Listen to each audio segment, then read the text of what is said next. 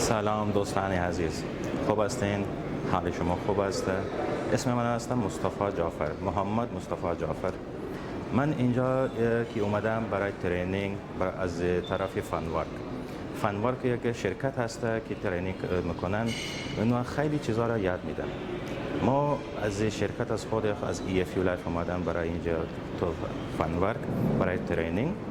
اینجا که است ترینینگ که میدن آقای فرهاد، خیلی آدمی خوب است، خیلی انداز خوب داره و خانم سامن. اینا هر دو تایش که است ترینینگ که دادن، من خیلی چیزا از اینا یاد گرفتم.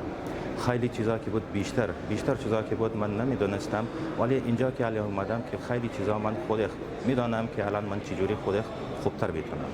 و باقی دیگه رفیقا که آمدن اینجا با اونام که من صحبت کردم، اونام خیلی خوب هستند و از اونام خیلی چیزا من یاد گرفتم.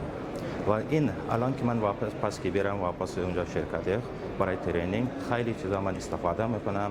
انشالله از طرف خیلی خوب کوشش میکنم که اونو بهتر بتونم. خیلی تشکر از شما. خدا حافظ.